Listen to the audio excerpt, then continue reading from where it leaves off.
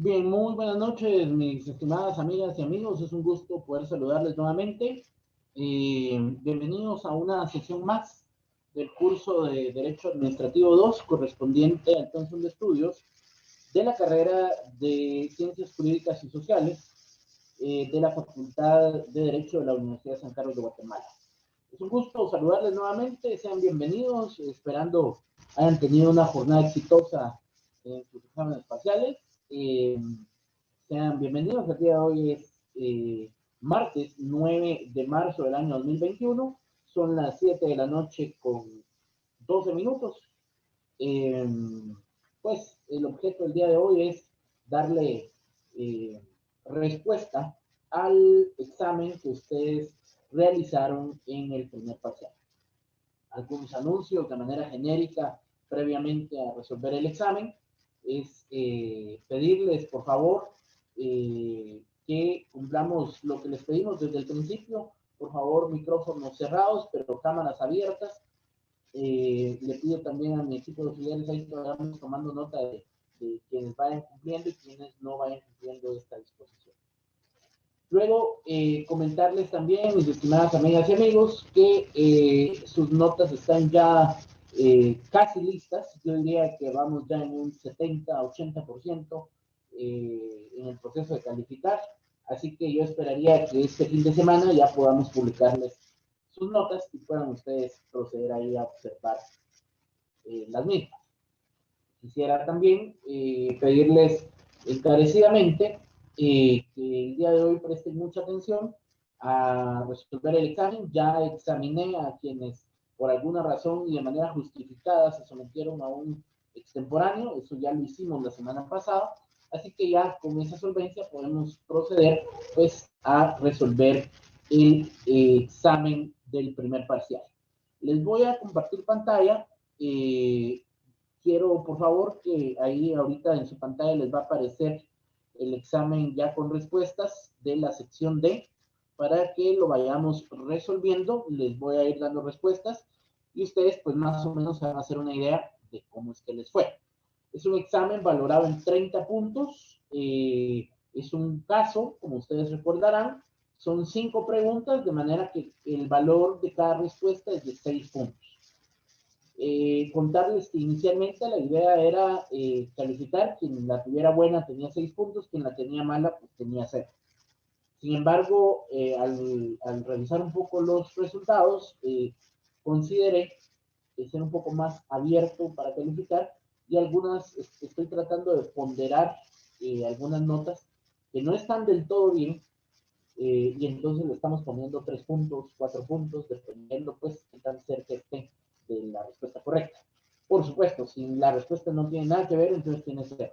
Pero para no afectarlos y no ser tan tajantes en 0 o 6, entonces estamos tratando de ponderar eso en la medida de lo posible, en la medida de lo factible, por supuesto en el marco de lo lógico, ¿verdad? Bueno, vamos entonces a ver, voy a leer el caso, las instrucciones, y quiero por favor que ustedes lleven la lectura conmigo, ahí donde están en su casa, y vayamos por favor leyendo. Estamos en el examen primer parcial, sección D, la variante B.2, salvo el caso de quienes examinaron en extemporáneo, que es otra variante, eso, pues, esa parte, esta es la variante con la que se examinaron todos el día del examen en la sección D. Bueno, serie única, valor 30 puntos, instrucciones, lea detenidamente el presente caso y responda a lo que se le consulta, fundamente legalmente cada una de sus respuestas. Esa es la instrucción general. Así que vamos a proceder a la lectura del caso. Ustedes, por favor, lleven la lectura conmigo ahí en su casa, en la pantalla que les estoy compartiendo.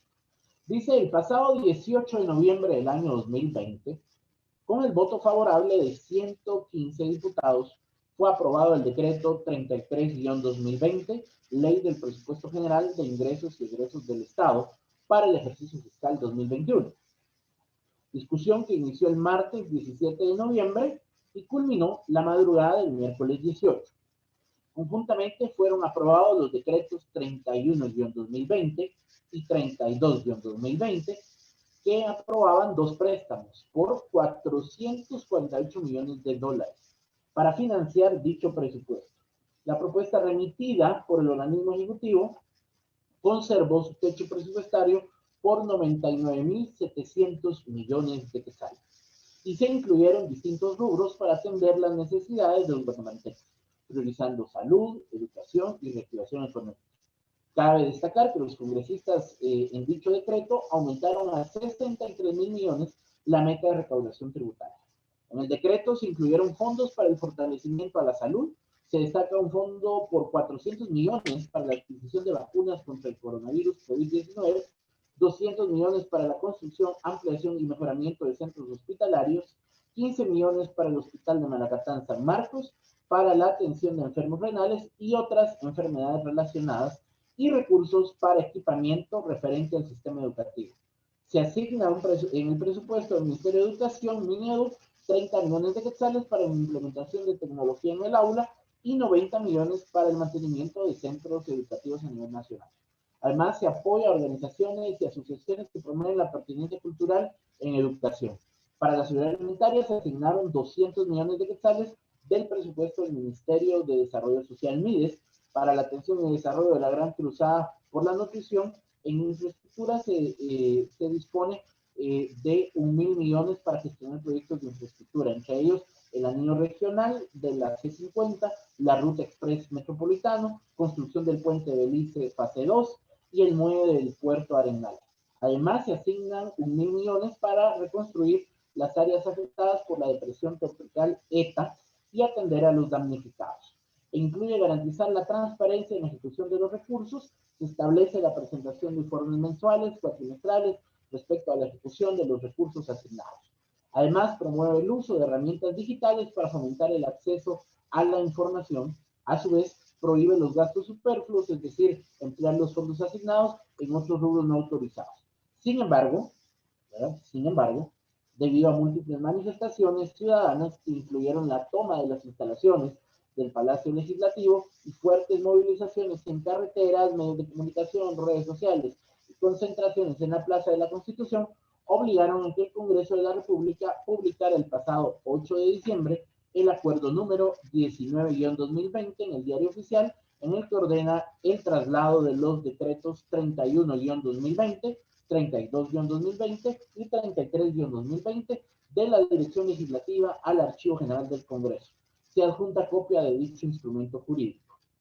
Y ustedes pueden observar, eso en su examen, la publicación del Diario Oficial, ojo con algunos detalles importantes.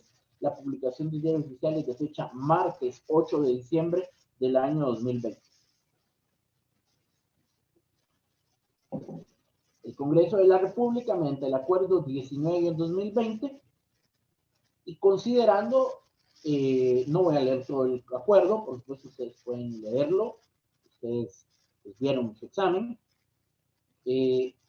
la parte del por tanto y el acuerdo quizás es lo más importante.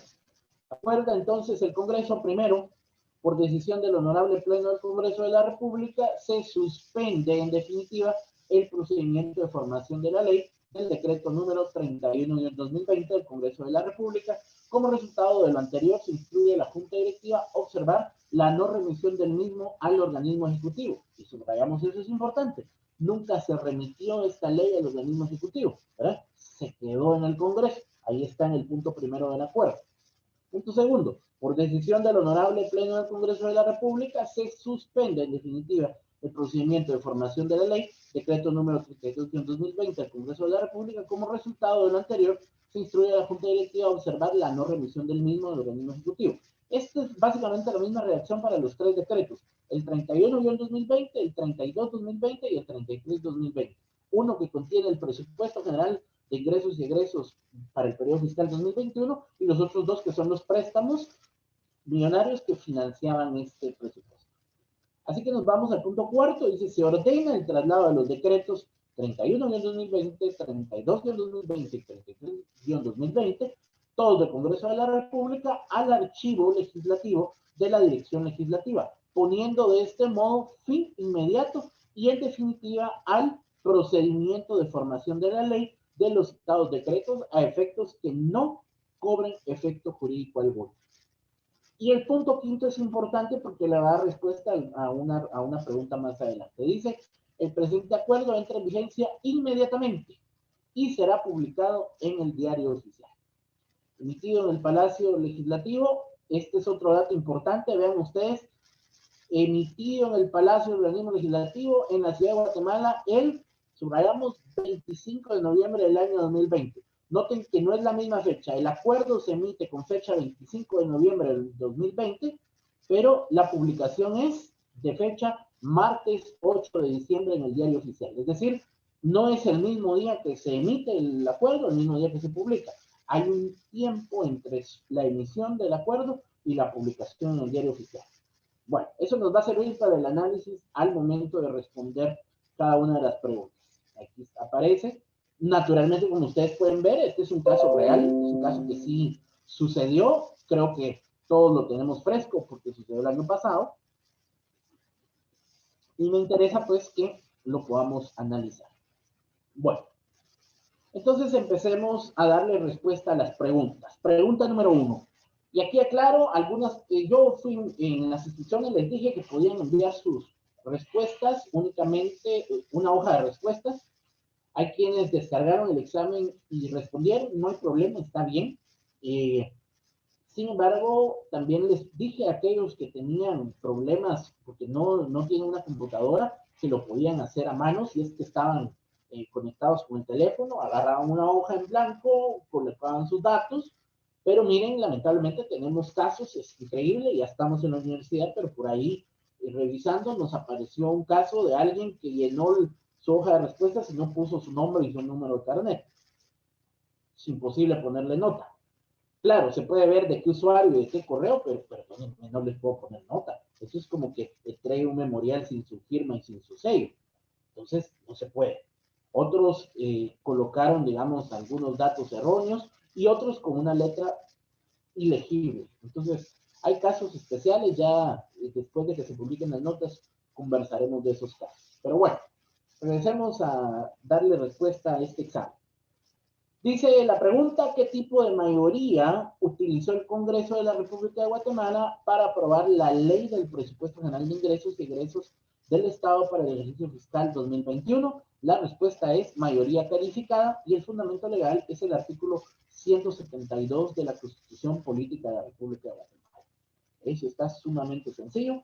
¿Por qué?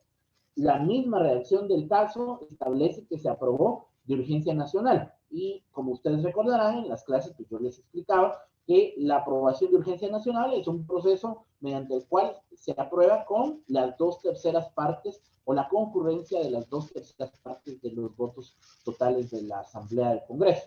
Es decir, una mayoría calificada de conformidad como lo establece el artículo 172 de la Constitución.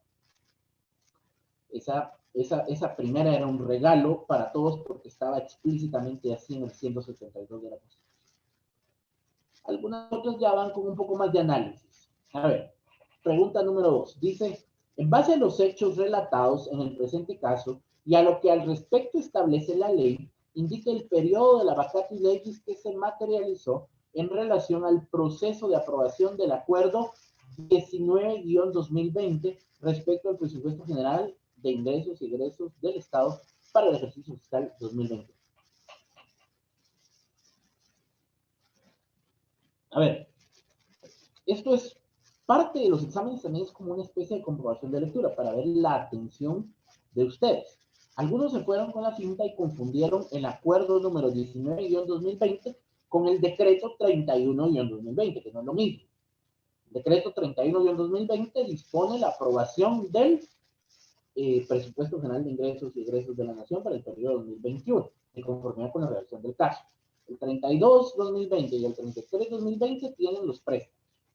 Ahora, hace referencia al acuerdo número 19-2020, que es el acuerdo que vimos que venía ahí pegado en el examen. Ese es el acuerdo mediante el cual el Congreso prácticamente manda al archivo el decreto.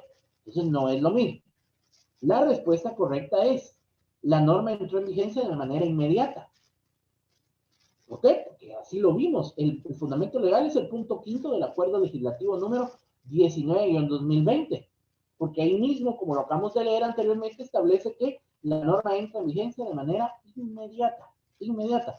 No dice una vez hecha su publicación en el diario oficial, dice de manera inmediata.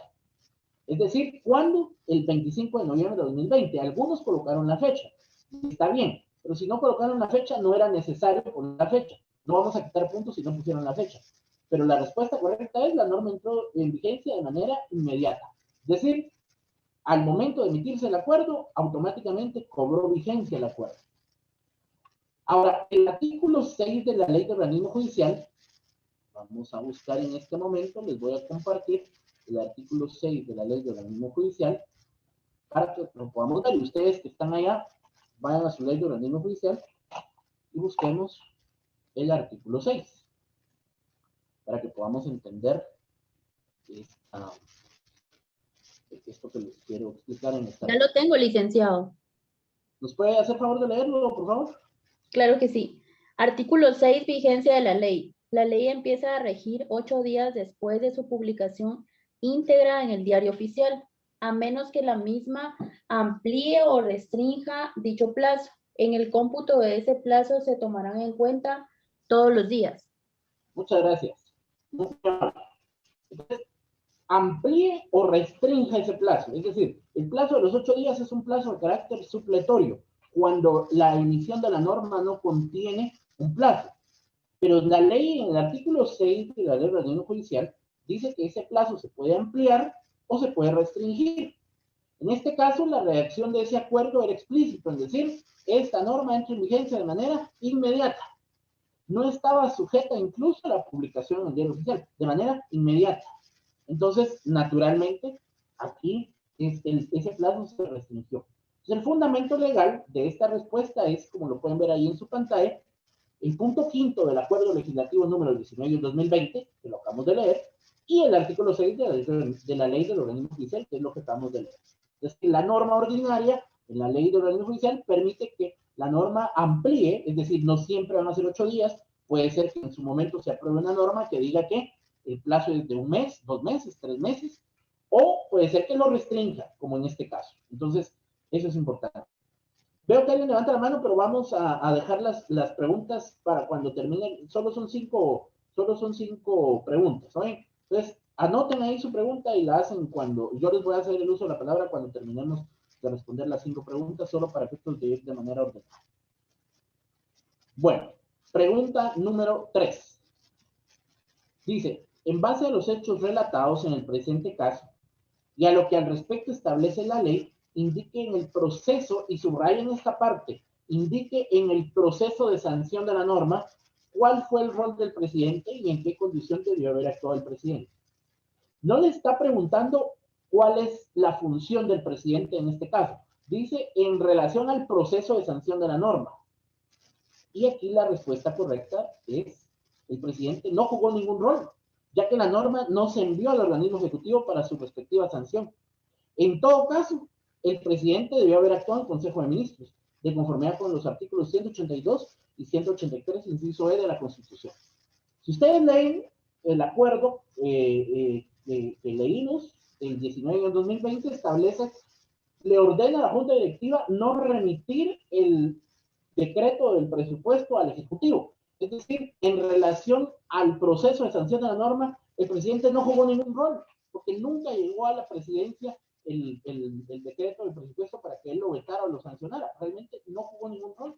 Entonces esa era la respuesta. La respuesta es: el presidente, en relación al proceso de sanción de la norma, no jugó ningún rol. Por eso es importante entender la pregunta. Dice, en el proceso de sanción de la norma. Ahora veamos la pregunta 4, porque esa es similar, pero es diferente.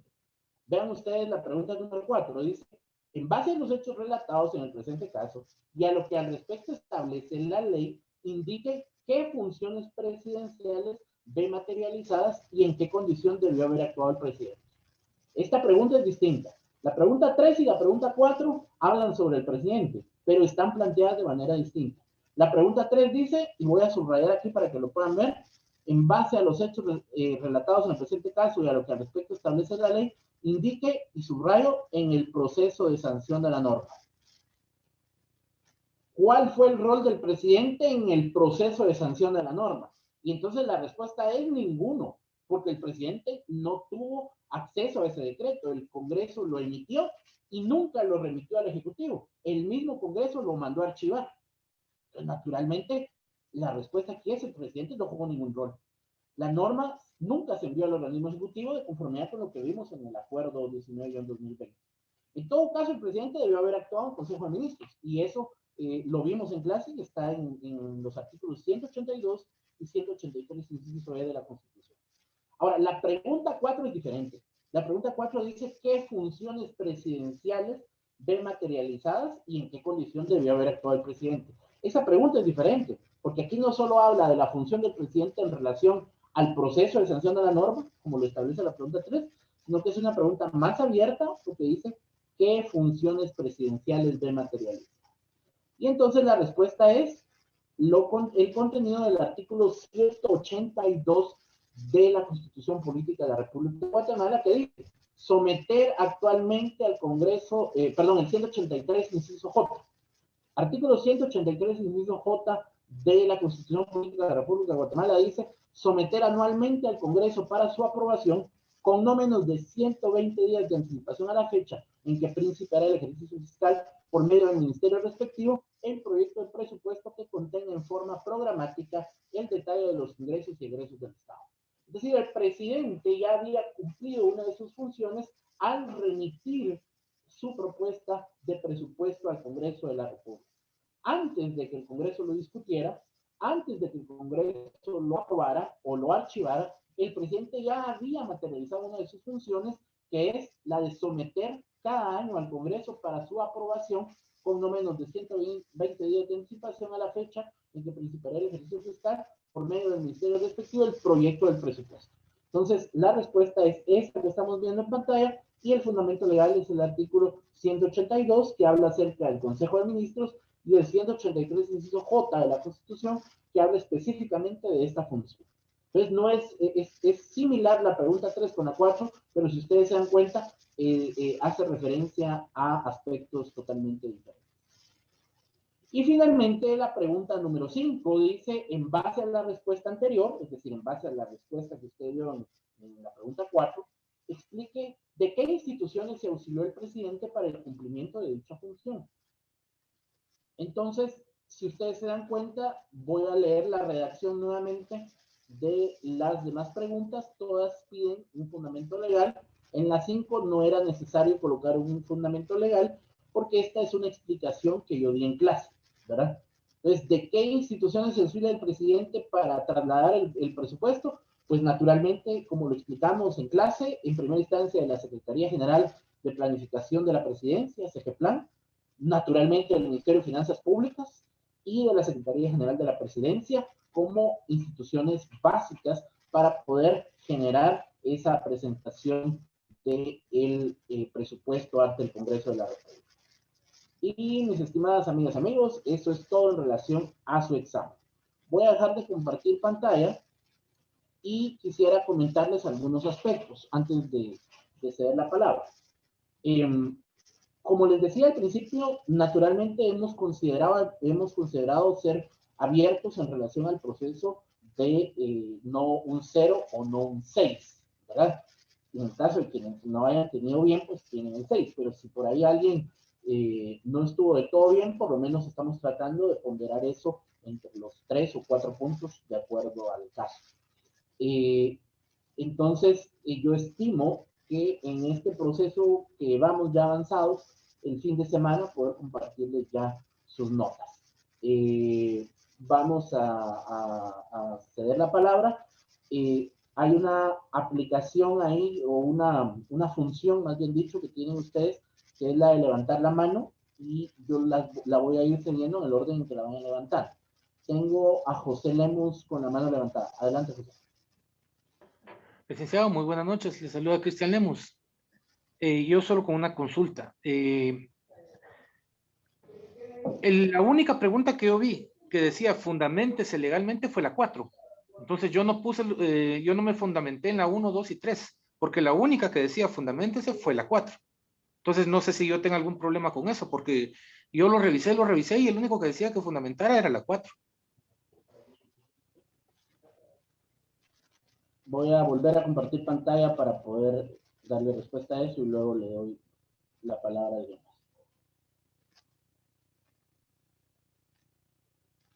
El examen tiene instrucciones generales. Vamos a ver las instrucciones generales. Aquí están arriba. Serie única, valor 30 puntos, instrucciones. Lea detenidamente el presente caso y responda a lo que se le consulta, fundamente legalmente cada una de sus respuestas. Esta es la respuesta a su consulta. Bien, voy a dejar de compartir y pues si alguien quisiera la palabra, también se la podemos dar. ¿Hay alguien que quisiera levantar la mano? Bueno. Bien. Les voy a hablar un poquito de un trabajo. María Mercedes, adelante. Buenas noches, licenciado. Buenas noches, compañeros. Una consulta nada más. Se recuerda que yo le escribí que por la premura y por entrar corriendo a hacer el examen, hice el examen de la otra sección. Entonces, porque yo tenía programado que el examen iba a ser a las 8 y se adelantó la hora y de repente me compartieron un video y entré y como casi que solo me conecté a la computadora y empecé a responder y cuando me di cuenta era el examen de la otra sección. En ese caso, sí encontró mi prueba, licenciado. Muy bien. Sí hay personas que se evaluaron en la otra sección. Por casos como el suyo o por varias situaciones hay personas que se evaluaron en la otra sección. La variante de la otra sección es similar, pero es diferente. Si ustedes pueden entrar al grupo de la sección C, que son grupos públicos, van a verla. Ya resolví esa variante en el periodo anterior a esta clase. Ahí pueden ver sus respuestas. Sí encontramos los exámenes, pero como les dije a todos los que por alguna razón se evaluaron cruzado, sí van a tener su nota, pero van a ser en los días siguientes a la publicación normal. Vamos a salir primero de los que se evaluaron en su sección y luego a los pocos días se van a publicar lo de ustedes, pero no se alarmen, es parte de un proceso. Pero sí todos los exámenes están. La ventaja de la virtualidad es que el que cargó su examen, lo cargó. Ahí no se pierde nada. Todo está archivado y todo está en el sistema. Así que no hay problema si se le va a pegar su nota eventualmente, ¿verdad? Y si quisiera usted ver las respuestas de su examen, lo puede ver en el video que ya quedó grabado en el grupo de la sección C. Ahí están, ahí resolví ya esa variante. ¿No? Bien, no sé si alguien más.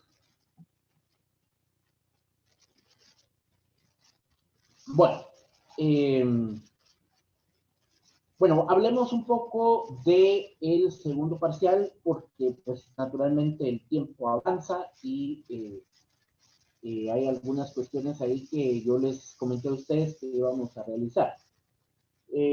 La primera es comentarles que el reglamento de evaluaciones de la facultad nos permite evaluar con cierta metodología específicamente en el segundo examen parcial. Es decir, podemos aplicar algún tipo de actividades extracurriculares específicamente en el segundo parcial, porque el segundo parcial pues está sobre 40 puntos. Así que el segundo parcial va a estar valorado en 20 puntos y vamos a tener un trabajo, una actividad valorada en 20 puntos, ¿verdad?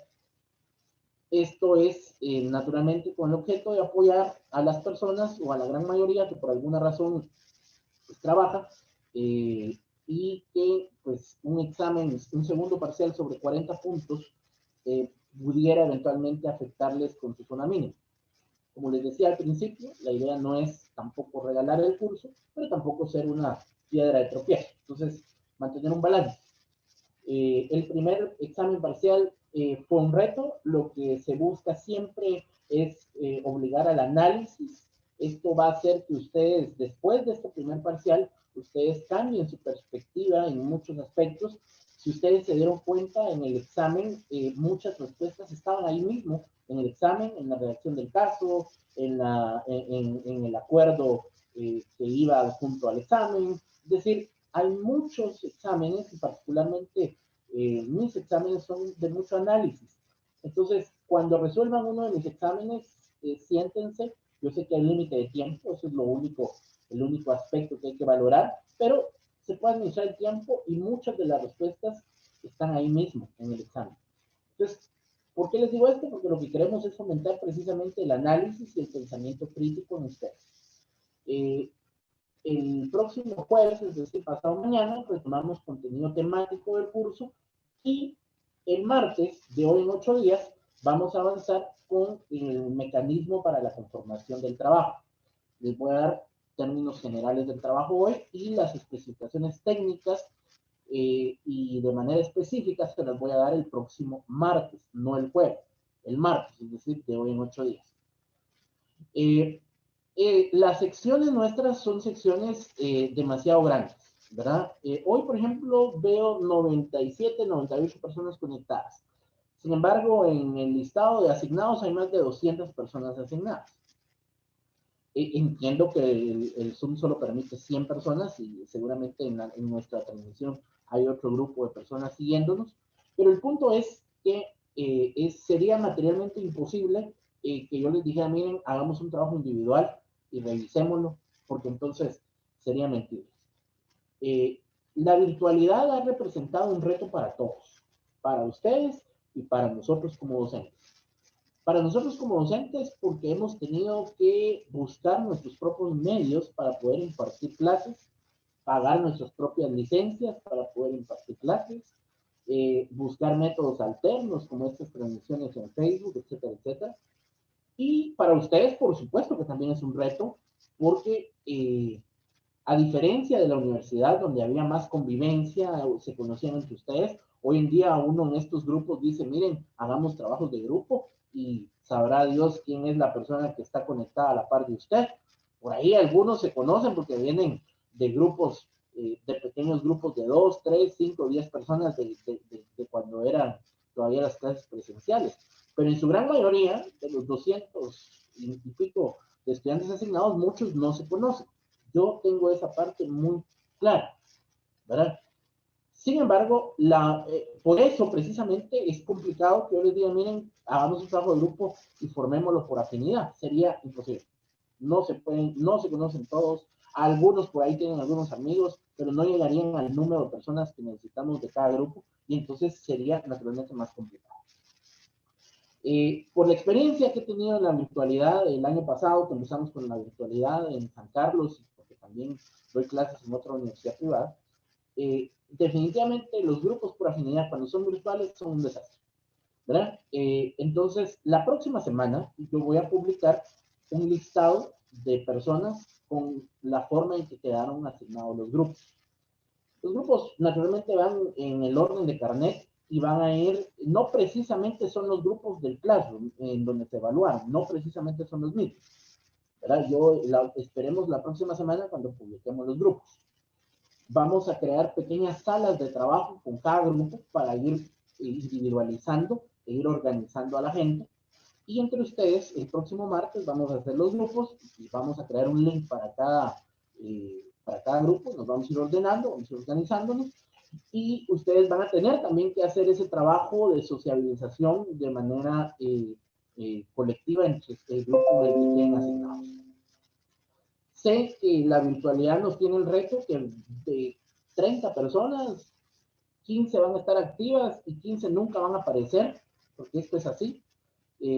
O están los que se conectan y nunca participaron, nunca encendieron la cámara, nunca encendieron el micrófono, etcétera, etcétera, etcétera. Estas personas naturalmente van a quedar fuera. Nosotros vamos a estar ahí al pendiente y ustedes como grupo pueden ir informándonos sobre aquellas personas que no están activas en el grupo y los vamos a ir sacando. Entiendo que muchos de ustedes en otros cursos ya están organizados en grupos, pero quiero que recuerden algo. Ustedes no son la misma sección en todos los cursos. Hay gente que está asignada a los 5 cursos, pero hay gente que no. Ahora hay gente que solo lleva un curso, otros que llevan 3, otros que llevan 4, etcétera, etcétera. Y esto, pues, naturalmente implica que nos pongamos en ese sentido de acuerdo. Tampoco es un cabildo abierto, porque el otro camino es, saben que no hagamos trabajo y evalúense sobre 40 puntos en el examen segundo parcial. Pero no quiero hacerlo porque sé que la gran mayoría va a necesitar del trabajo para no pasar tan raspado en la mínima, no correr riesgos con la retrasada y, como les repito, no nos quiero afectar. Pero también necesito de su colaboración. Es decir, hay un proceso mediante el cual las personas van a aplicarse. Pues, si alguien no quiere trabajar en grupo, tiene la libertad de decírmelo y se evalúa sobre 40 puntos. Así que ahí no hay problema, si hubiera alguien que quisiera hacerlo. Ahora, como la gran mayoría seguramente le va a entrar a los grupos, la próxima semana yo voy a publicar el listado de los grupos y vamos a hacer un trabajo con todos nuestros auxiliares que los van a ir organizando. Estoy anticipando esto porque quiero que la gente, que todos se conecten la próxima semana, ¿verdad? Que participen y sobre todo que colaboren en la forma de organizarnos. Las especificaciones técnicas del trabajo se las voy a compartir el próximo martes y yo espero de verdad su colaboración, ¿verdad? Es materialmente imposible pedirles un trabajo individual o en parejas, eso sería imposible. Y como les repito, ya les expliqué la razón por la cual no le apuesto a la afinidad, porque ya en la práctica hemos visto que eso no funciona. Hay mucha gente que no conoce o que no se conoce. Así, además, si ustedes están estudiando para ser abogados, lo menos seguramente la habilidad que tienen que tener muy desarrollada es la de sociabilizar. Así que no se encierren en el mismo círculo de gente de siempre, ábranse a trabajar con más gente. Entiendo, por supuesto, que es un reto, pero tenemos que afrontarlo. Todos tenemos ese reto de la virtualidad. Bueno, las especificaciones técnicas entonces del trabajo se las voy a dar.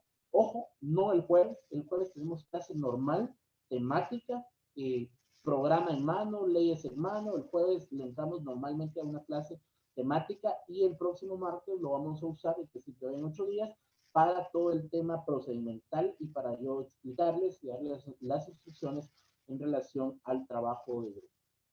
¿Alguien tiene alguna duda, alguna inquietud? He ido viendo sus mensajes y he ido en mi curso respondiendo a sus inquietudes. Ahí vi varios mensajes, entonces fui respondiendo en mi diálogo a esos mensajes que iba leyendo.